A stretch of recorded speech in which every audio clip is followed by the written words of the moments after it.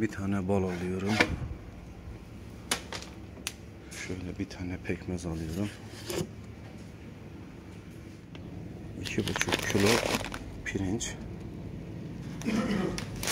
2,5 kilo bulgur.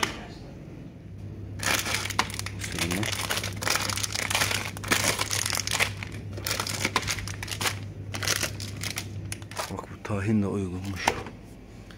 Bir tane de tahin alalım. Bu şekilde. Bir de tohum aldım bugün. İnanır mısınız, bu da 600 lira olmuş ya.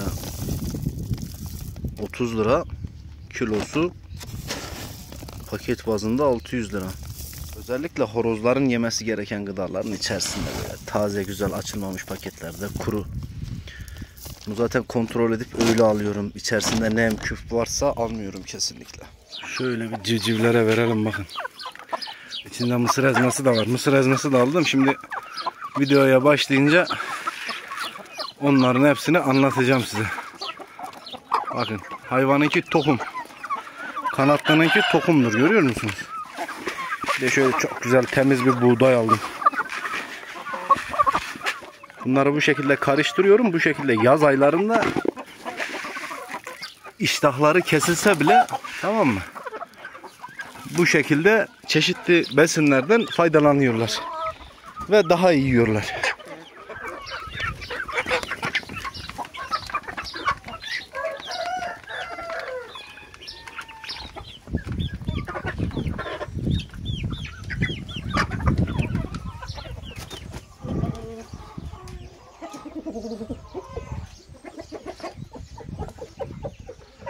Merhaba dostlar, kanala ve videoya hoş geldiniz. Söz verdiğim gibi sizlere tam takır bir şekilde horozların neler yiyip nasıl beslendiğini göstermek için harika bir video hazırladım. Videonun içeriğine çok güzel bir konsept daha kattım. Horozların tükettiği gıdaların alışverişlerini de yapmak için çarşıya çıktım ve güzel alışverişler yaptım. Bunların şimdi size maliyetlerini, içeriklerini hepsini teker teker anlatacağım. Bir paket tohum aldım, 20 kiloluk, 600 liraya. Onun içerisinde mısır var, keten tohumu var, bezelye, çekirdek, sorgum, aspir tohumu var.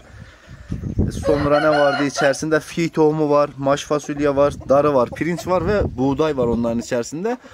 O katrenin kod olarak şey geçiyor, damızlık güvercin yemi diye. O 600 lira, onu 600 lira verdik. Aynı zamanda videonun başında gördüğünüz horoz salatası, civciv salatası. Onun içerisinde de domates, kapya biber, maydanoz, roka, yeşil soğan, sumak ve limon var. Yalnız şöyle bir şey söyleyeyim, ben bunların hepsine masraf yapmıyorum. Benim burada sadece mesela bu salataya kattığım domatesle kapya biber. Normalde bostanımda maydanoz, roka, yeşil soğan var. Sumakla limon da evde var. Bunları da böyle karıştırıp vitamin, mineral açısından çok zengin olan güzel salatalar bunlar. Etrafına da böyle yumurtayı diziyorum. Yavruların önüne bırakıyorum. Keyfine bakıyorlar son dakikasına kadar. Son zerresine kadar da tüketiyorlar zaten.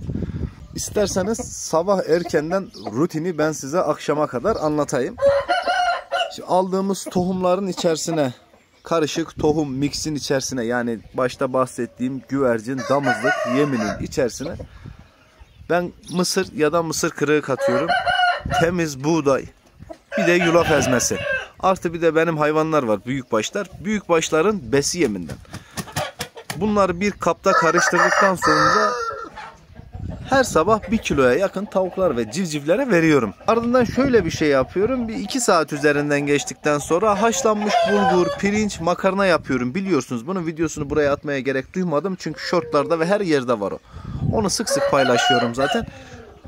O sıcak iken, tamam mı, onun içerisine 3 tane ya da 4 tane yumurta kırıp karıştırıp hızlı bir şekilde karıştırıp kapağını kapatıyorum. Haşlanmış olduğumuz lapa diyelim buna. Lapa yumurtaya bulanıyor ve yumurta o sıcaklıkta içerisinde kapağı kapalı iken pişiyor. Tamam mı? Bunu ardından civcivlere, tavuklara, horozlara hepsine eşit bir şekilde bölüştürerek veriyorum. Öğlenden sonra güzel horozlarıma, civcivlerime, tavuklarıma umaç yapıyorum. Alışverişte gördünüz, gayet net ve açık bir şekilde. tahin her zaman olmayabiliyor içeriğin içerisinde. Çünkü tahin diğerlerinden daha pahalı. Ama bu sefer uygundu. Tahin aldım, pekmez aldım, bal aldım. Bunları bir kaba boşaltıyorum. Ölçüm var. Belirli ölçüyü biliyorum. 4 yumurtalık bir umaç yapıyorum. Onlara ekstra olarak çerez katabilirsiniz, üzüm katabilirsiniz. Horozlar, tavuklar, civcivler devamlı yiyecekler. Yiyip gelişecekler, sağlıklı şeylerle gelişecekler.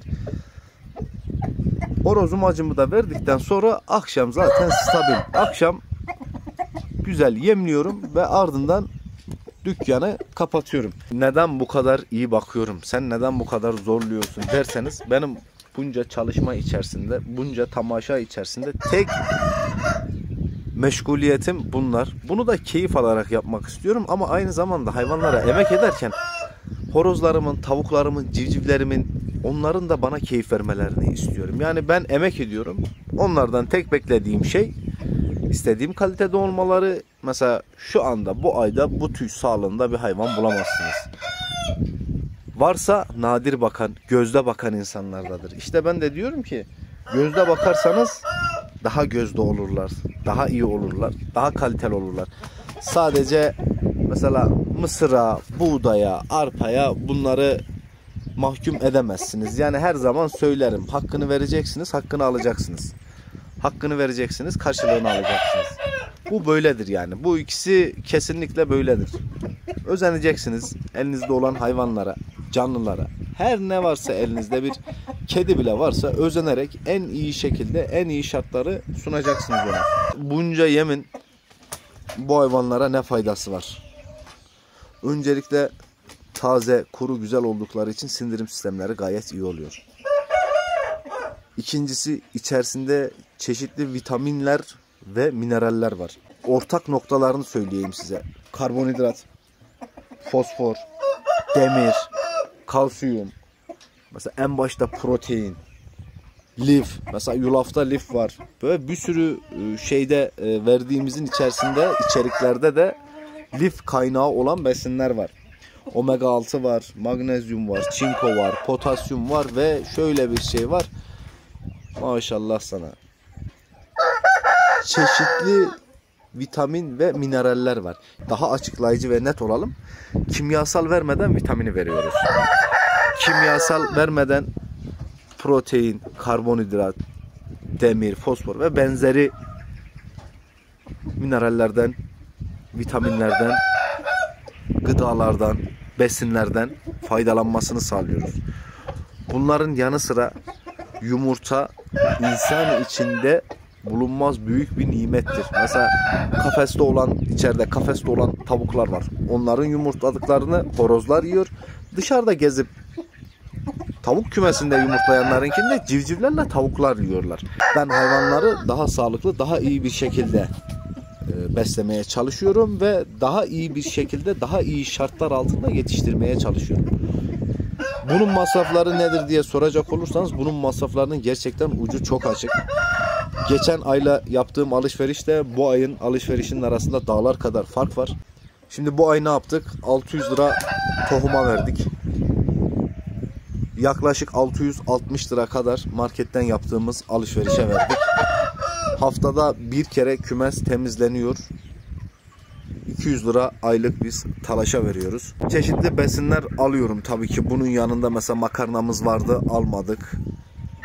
Çok güzel bir buğday buldum ama orada kayıtı açamadım. Çünkü insanlar maliyeden, vergiden, fiyatlardan şüpheleniyor.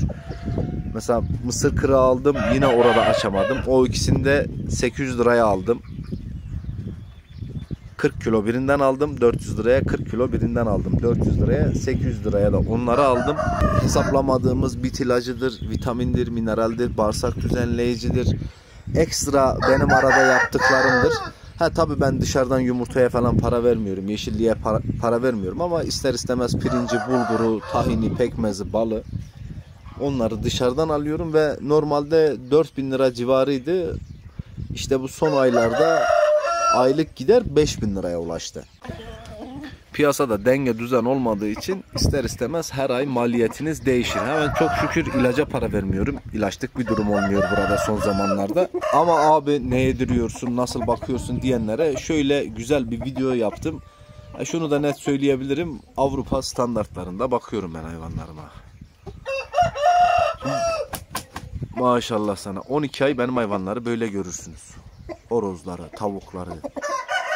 Varsa farklı bir özellikle üzerinde çalıştığım, itinayla baktığım farklı hayvanlar varsa, cinsler, ırklar, onları da bu şekilde görürsünüz. Yani hiçbir şekilde, hiçbir zaman göz ardı etmem. Mesela şu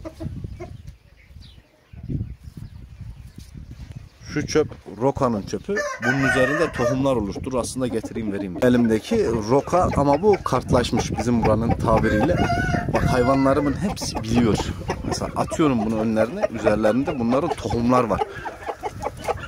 Bir bitkinin tohumu en kaliteli besin kaynaklarından biridir. O tohum bu şekilde de yeşil olunca var ya candır. Bostan kapalı giremiyorlar. Ama ben yine tohumdan, yeşilden daha iyi faydalanmaları için, daha kaliteli besin almaları için bunları devamlı toplayıp parça parça getiriyorum. Bunlar da zaten biliyorlar ama dikkat edin bak saat 9.30-10'dur. Çoğusu toktur. En iyi şekilde en güzel gıdalardan, en taze gıdalardan, en kuru gıdalardan, en temiz gıdalardan faydalanmalarını sağlayın. Hayvanlarınız bu keyifte olur. Yani her zaman can boğazdan geçer ya. Bu insanda da böyledir, hayvanda da böyledir, köpekte de böyledir, kuşta da böyledir, horozda da böyledir. Bu hemen hemen hepsinde böyledir yani. Can her zaman boğazdan geçer. Boğazdan geçen ne kadar sağlıklıysa can da o kadar enerjik ve sağlıklı olur. Her zaman dediğim gibi kanatlıda bağırsak sistemi çok önemlidir.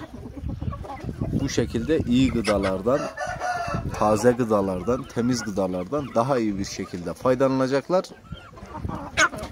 Ve en üst seviyede olurlar zaten. Özellikle horozlar bu konuda çok verimli. Çünkü yedirdikçe, baktıkça, besledikçe bu şekilde tüyleri pırıl pırıl, parlak, keyifleri üst düzey, kaliteli olur.